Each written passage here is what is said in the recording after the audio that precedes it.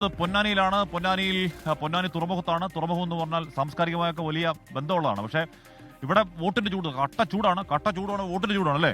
എന്താ അവസ്ഥ? എന്താ പറയുന്നുണ്ട് സഖാവ് സൈനുദ്ദീൻ, കോമരേഡ് സൈനുദ്ദീൻ പറ. സഖാവ് സൈനുദ്ദീൻ കീ പറ, എന്തുണ്ട്? അവസ്ഥ എന്താ? 10 വർഷത്തെ LDF-ന്റെ ഭരണത്തിൽ വർഗീയത ഇല്ലാത്ത രാജ്യമാണ്. ആദിവാസികൾക്ക് പോലും പിന്നെ സാധാരണക്കാർക്ക് പോലും പെൻഷൻ ക്ലിയർ ആയി കിട്ടുന്ന ഒരു രാജ്യമാണ്.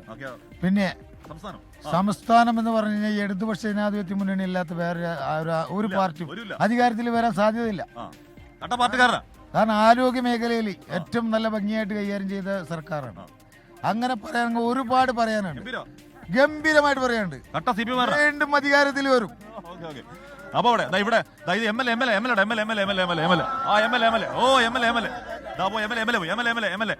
അതായത് ഒരു അലിക്കുട്ടിക്ക ഇവിടെ വിളിക്കുന്നത് MLA MP എന്നൊക്കെയാണ്. കുറെ വർഷമായിട്ട് ഇവിടെ തന്നെ എന്നാൽ അവർ അപ്രഖ്യാപിത MLA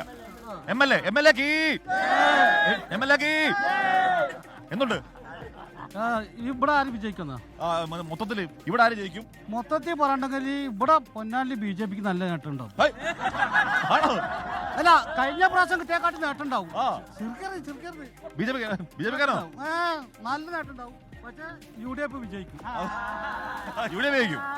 UDF വലിയ വോട്ട് വിജയിക്കും. BJPക്ക് മെച്ചുണ്ടാവും. അതല്ലേ? BJP ജയിക്കോ? ജയിക്കൂല. BJP ജയിക്കൂല. നേട്ടമുണ്ടാവും. കഴിഞ്ഞ പ്രാവശ്യത്തെക്കാട്ട് കൂടുതൽ വോട്ട് കൊടുക്കും. അപ്പൊ MLA പാർട്ടി ഏതാ? മനസ്സിലാവുന്നു, പിടി കിട്ടുന്നില്ല. LDF. അല്ല,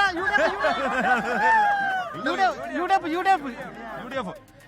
ഇവിടെ മാക മൊത്തത്തിൽ കൺഫ്യൂഷൻ. BJP വോട്ട് പിടിക്കാൻ പക്ഷേ UDF ജയിക്കും, പക്ഷേ LDF ആണ്. അപ്പൊ അങ്ങനെ. ഹലോ, എന്തുണ്ട്? പൊന്നാനി മുനിസിപ്പാലിറ്റി 15 വർഷമായി. 15 വർഷത്തിനുള്ളിൽ ബാത്റൂം വരെ ഉണ്ടാക്കാൻ കഴിഞ്ഞില്ല ഈ ഇടതുപക്ഷത്തിന്. ഇല്ല. അപ്പൊ അതുണ്ടാവണം. അത് ഉണ്ടാവണം. അതല്ല, ജനങ്ങൾ എല്ലാ ജനങ്ങളും വരുന്ന വ്യക്തികളാണ്. KP നൗഷാദ് ജയിക്കും. KP നൗഷാദ് ജയിക്കുന്ന പറയുന്നത്. എന്തല്ല ഓക്കെ. അപ്പൊ നമ്മൾ അപകടം. നൗഷാദ് ജയിക്കുന്നു. ഇവിടെ പറയുന്നു, അവിടെ MK സക്കർ ജയിക്കുന്നു, അവിടെ പറയുന്നു. അങ്ങനെ മൊത്തം